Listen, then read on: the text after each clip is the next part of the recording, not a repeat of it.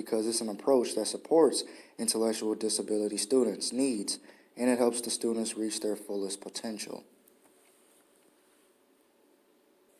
Modeling the skills expresses how it should be done.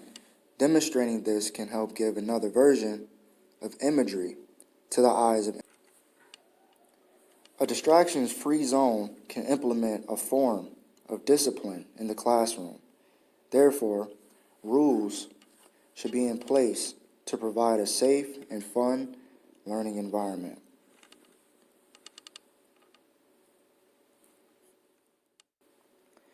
Setting high expectations encourages the students to know that they are no different than the average student. Everybody are equally the same in terms of education.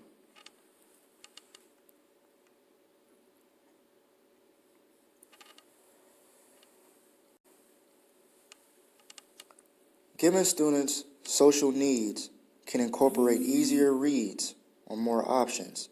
This includes the students to be given altered work on a topic, the entire class, and what they're learning about. Direct instruction and repetition is a necessity to the success of intellectual disability students. Understanding that repetition is the mother of skill and can be the foundation to every success story.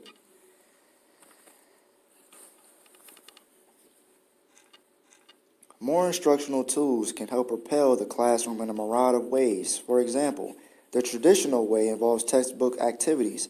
A different guided approach can be something similar to sign language but expressed differently. For example, giving student examples of where to look in class through images. Making a functional communication system helps enable a student's performance. In other words, it's a way of not accepting normalcy. For example, if a student utters words, the teacher can rephrase or make an example of what a child is trying to say. Reinforced language is a great tool to enable intellectual disability students as well. For example, if a student continuously uses a particular word or sentence, rephrase the question or create a sentence similar to creating a communication system. Be unpredictable will always help students thrive because the excitement of the classroom wouldn't die out. It will keep the anticipation high with the curiosity of the lesson or activity being unknown.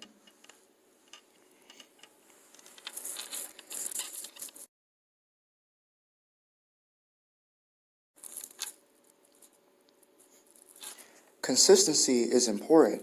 It pushes students to stay on task and to remain focused on the lesson taught. Also, students will know the importance of what the teacher is trying to express in his or her classroom. Role playing. This can be another asset to intellectual disability students. It encourages creativity and imagination.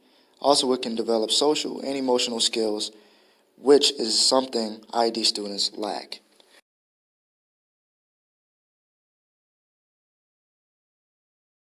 Presentation helps build a relationship with your students. Therefore, helps the teacher engage with the audience as well as being very versatile.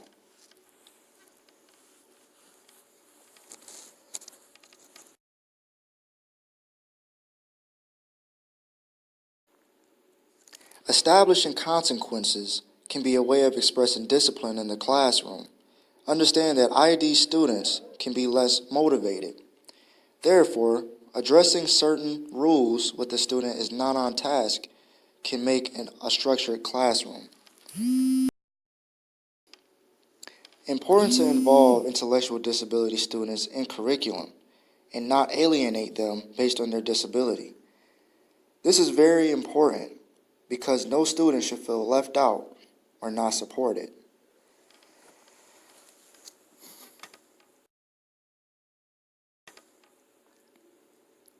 Break down answers. This is similar to breaking down skills. It is important to simplify everything being taught to help their cognitive thinking. Alternate a task on a lesson. This is key because oftentimes a student's understanding for a topic can easily fall on how the instruction was presented by the teacher. This is similar to simplifying a lesson.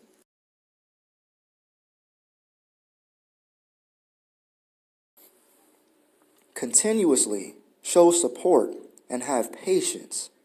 Patience remains time-consuming, but when you understand your students' needs, this can be very beneficial towards their learning.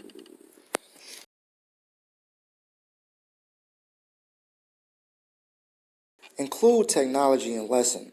The class text explains its importance on page 167.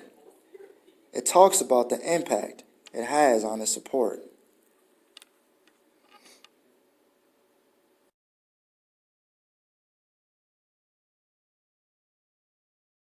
Intellectual disabilities are usually developed during their development period, meaning that it is intertwined with behavioral hardships.